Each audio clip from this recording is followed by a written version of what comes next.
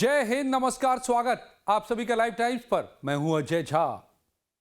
कभी यूरोप के देशों ने पूरी दुनिया को अपना गुलाम बना रखा था, लेकिन वही यूरोप आज क्या चीन का गुलाम बन चुका है, या बनने जा रहा है, या बनता जा रहा है। यूरोप के सबसे प्रतिष्ठित थिंक टैंक कार्नेगी यूरोप में बहस छिड़ी हुई है। इस मुद्दे को लेकर के गहन मंथन चला है और पूरे यूरोपीय संघ के राजनीतिक और आर्थिक गलियारों में इस बहस के बाद हड़कंप है।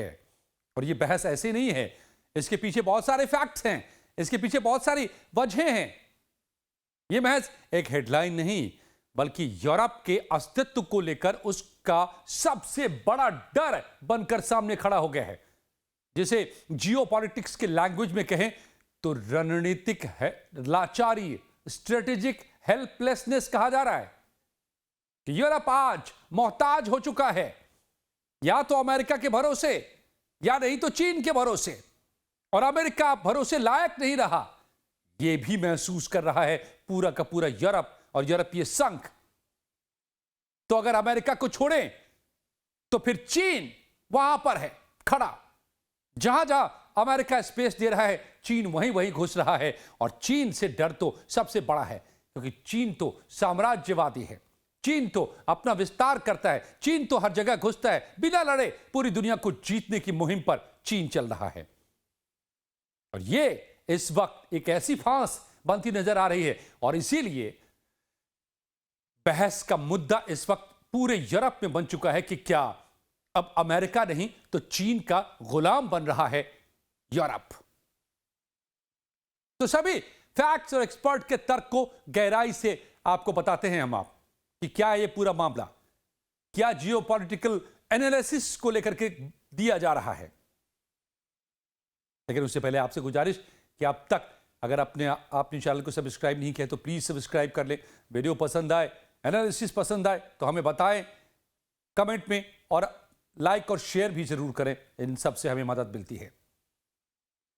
तो ये जो डिबेट छिड़ी है कि क्या चीन का गुलाम बन रहा है यूरोप, और अगर पूरी तरह से अभी नहीं बना है तो आने वाले सालों में पूरी तरह से बन सकता है, उसके पीछे मुख्य आधार क्या है? दो पार्टों में पिस रहा है यूरोप। कार्नेगी यूरोप के एक्सपर्ट का मानना है कि आज का यूरोप दो ऐसी महाशक्तियों के बीच में फंस गया है जिनमें से कोई भी यूरोप का भला नहीं चाहती। एक तरफ अमेरिका है, डोनाल्ड ट्रंप हैं जो अमेरिका फर्स्ट की नीति लेकर चल रहे हैं, और इसने पूरी दुनिया में एक तरह की अनिश्चितता ला दी है, अनसर्टेनिटी। क्या होगा किसी को नहीं पता। डोनाल्ड ट्रंप के दूसरे कार्यकाल ने पूरे यूरोप को हिलाकर रख दिया है। ट्रंप की नीतियां क्या होंगी ये अनप्रेडिक्टेबल हो चुकी हैं, कोई नहीं जानता कल वो क्या कर बैठे।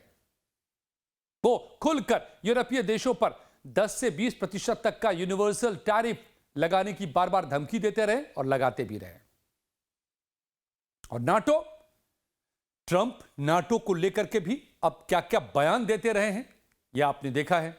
ईरान के युद्ध में नाटो को बुलाते रह गए कि हॉर्मुज खुलाने पहुंचो, कोई नहीं आया तो नाटो को खत्म करने की धमकी दे रहे हैं। कभी ग्रीनलैंड पर कब्जे की बात कहने लगते हैं।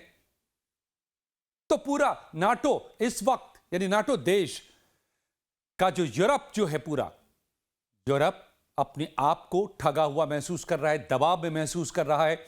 और कहीं ना कहीं यूरोप को यह महसूस हो रहा है कि डोनाल्ड ट्रंप उसे अपनी ताकत के बल पर हांकने की कोशिश कर रहे हैं। तो नाटो की यह दरार अब यूरोप को असुरक्षा भी पैदा कर रहा है यूरोप के लिए, और सुरक्षा को लेकर अमेरिका से भरोसा हट रहा है। वैसे भी अमेरिका की बादशाहत हॉर्मुज में डूबती नजर आ रही है। ईरान जैसे छोटे से मुल्क को, कम ताकतवर मुल्क को, जो 47 सालों से सैंक्शंस में जी रहा है, उसको भी नहीं हरा पाया अमेरिका।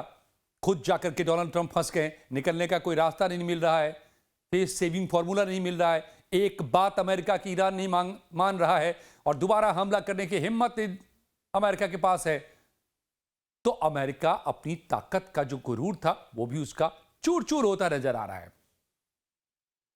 तो हर वजह से अब यूरोपीय कंट्री का भरोसा अमेरिका से टूट रहा है। अनिश्चितता, ताकत, सुरक्षा हर मामले में। तो दूसरी तरफ कौन है? चीन है। चीन का सप्लाई चेन का जाल है। चीन ने दुनिया की मैन्युफैक्चरिंग फैक्ट्री बन करके ग्लोबल सप्लाई चेन पर मोनोपोली बना ली है। Green technology, solar panel, electric गाड़ियां यानी कि ईवीज, क्रिटिकल मिनरल्स जैसे लिथियम, कोबाल्ट, इन तमाम मामलों को लेकर के यूरोप पूरी तरह से चीन पर डिपेंड कर रहा है। तो एक्सपर्ट की चिंता क्या है? अमेरिका बिखर रहा है, चीन उसकी जगह ले रहा है, और यहीं से चिंता पैदा हो रही है यूरोप के देशों में, क्योंकि अमेरिकी छाया में पलते पलते यूरोप ने अपने आप को सैन्य तरीके से कमजोर कर लिया है। तकनीक वहां पर है, समृद्धि वहां पर है, लेकिन ताकत नहीं बची है। और अमेरिका बिखर रहा है तो चीन घुस रहा है।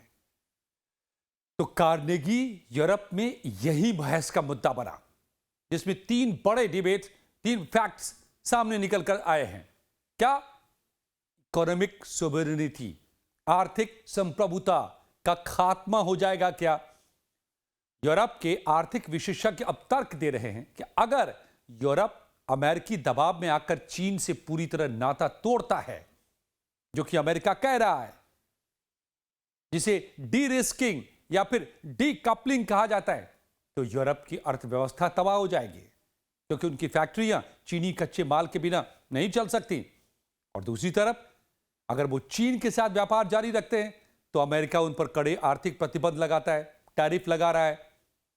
और इस स्थिति को थिंक टैंक ने आर्थिक गुलामी का नाम दिया है, जहां यूरोप अपने फैसले खुद नहीं ले पा रहा। और आज गुलामी जैसे यूरोप करता था पहले के देशों पर, पॉलिटिकली जाकर के कब्जा कर लिया सैन्य तरीके से और पॉलिटिकली उसको अपना बना लिया, आज वैसे ही गुलामी नहीं हो रही है दोस्तों। आज आर्थिक गुलामी ही दुनिया में हो रही है। आर्थिक रूप से कब्जा करो, और ग्लोबल नॉर्थ आज यही कर रहा है, ग्लोबल साउथ पर आर्थिक गुलामी करवा रहा है। टेक्नोलॉजी उनके पास है, नॉर्थ के कंट्रीज के पास है। तो आपको अगर जो डेवलपिंग कंट्रीज हैं उनको चाहिए वो टेक्नोलॉजी आगे बढ़ना है, तो आपको गुलामी करनी पड़ेगी, उनकी बातें सारी माननी पड़ेगी। तो आपको हथियार मिलेंगे, तो आपको रॉकेट मिलेंगे, तो आपको दवाइयां मिलेंगी, तो आपको तमाम औजार मिलेंगे इलाज के, हर चीज के, और इसके जरिए आपके पैसे को चूस लेंगे। ये चल रहा है दुनिया में, मोटे तौर पर इसको समझिए। तो अब आर्थिक गुलामी में यूरोप खुद को पा रहा है, क्योंकि मार्केट को लेकर के, व्यापार को लेकर के, ट्रेड को लेकर के, प्रोडक्शन को लेकर के पूरी तरह से वो चीन पर डिपेंडेंट हो गया है। और अमेरिका कह रहा है कि चीन से नाता तोड़ो, तो यूरोप की चिंता है कि फिर हम बिखर जाएंगे आर्थिक तौर पर। और उधर अगर अमेरिका के भरोसे ही रहे बैठा यूरोप, तो अमेरिका खुद विखराव का शिकार हो रहा है। अमेरिका में की ताकत घटी है, अमेरिका का प्रभुत्व घटा है, और अमेरिका अनिश्चितता का शिकार है। एक्सपर्ट मानते हैं कि ट्रंप के नेतृत्व में अमेरिका अपने आंतरिक राजनीतिक विवादों, आर्थिक संरक्षणवाद, प्रोटेक्शनिज्म और दुनिया भर से अपने पैर खींचने यानी आइसोलेशन की तरफ जाने की नीति पर चल रहा है। अमेरिका फर्स्ट कह रहे हैं डोनाल्ड ट्रंप, कोई नहीं मतलब दुनिया में क्या हो रहा है, नहीं हो रहा है। और अगर कहीं पर अपने पैर घुसेड़ भी रहे हैं तो वहां जाकर फंस जा रहे हैं।